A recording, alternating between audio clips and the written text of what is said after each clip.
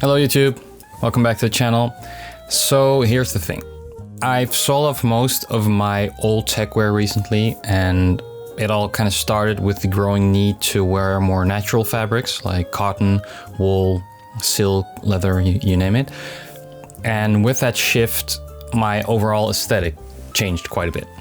So while some people might look at me now and think I'm not into techwear anymore, I personally don't think that's true at all. Actually, I go as far as to say that techwear isn't really a style movement and more of a way of thinking, a way of looking at fabrics and clothing designs through the lens of function and purpose. So that's what I wanted to talk about in this video, and why I consider myself still to be a techwear enthusiast, even though I don't necessarily look like a Gore-Tex futuristic ninja anymore. So let's start by defining the word techwear, right? A lot of people online, of course, have already done this, or at least took their shot at it, but I think I have my own perspective and that's worth sharing.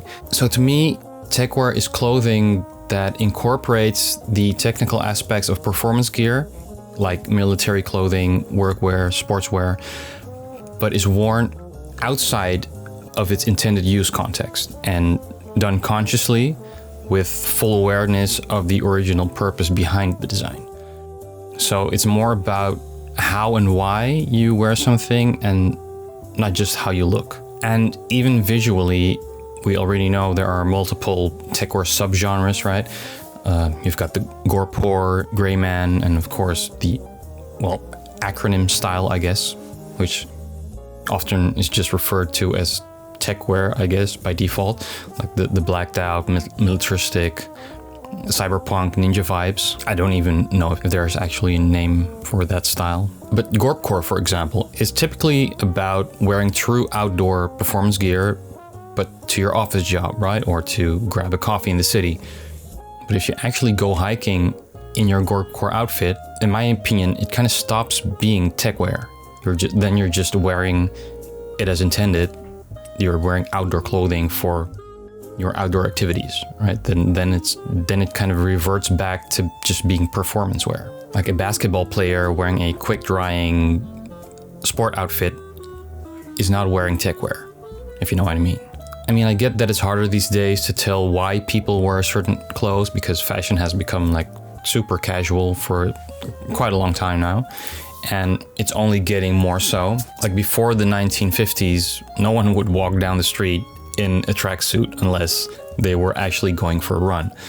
You didn't wear a military jacket if you were not a soldier. If you were like a company executive, you wouldn't walk around in carpenter's pants, right? I hope you kind of get what I'm saying. Today, people wear everything interchangeably, and most have no clue where certain now iconic garments even came from, or even like something as basic as a blue jeans, right? So my renewed interest in the natural fabrics brought me kind of into the world of heritage wear, mostly mid-century pieces from like 1940s, 50s.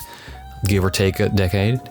But my focus is on the technical. I'm talking military gear, workwear, outdoor gear, and athletic wear from that era. So I also got into watches, tool watches to be exact. I've got a small collection now that also fits within that same context.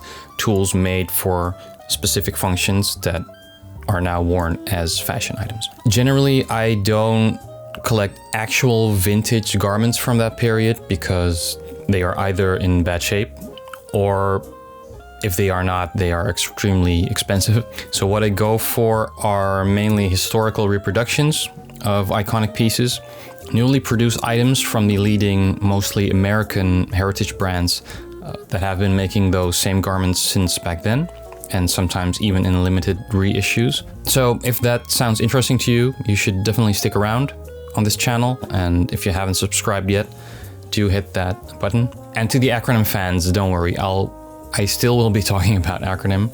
But even if you are into that style, it's still worth looking at these heritage designs and fabrics too, because acronym is clearly also inspired by them. I mean, just take a look at the J68, right? Heavily inspired by the Shot Perfecto, iconic 1920s motorcycle jacket. J1A, Acronym's flagship piece with the flag pocket, pulling directly from military flak vests like the M1955 from the Korean War, J56S, essentially a modern take on the M65 field jacket from Vietnam. So to give you a little preview of the types of garments I will be talking about, the categories will be military gear.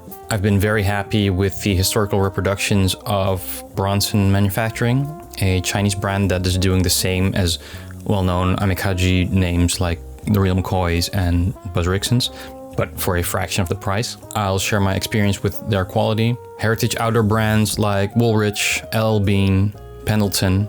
I'll cover some brand-defining pieces I found on the secondhand market. And yes, I will also be talking about country of origin because I know that's on your mind already.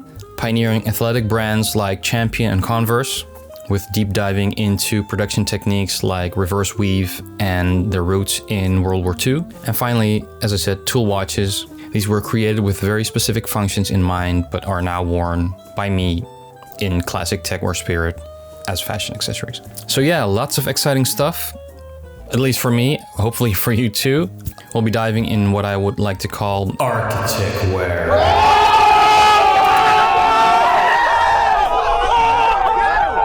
And I can't wait to get into it with you. So do let me know in the comments what you think about this. Is it something you are interested in? Are you not interested at all? Let it all out down there, and I will hopefully see you in the next one.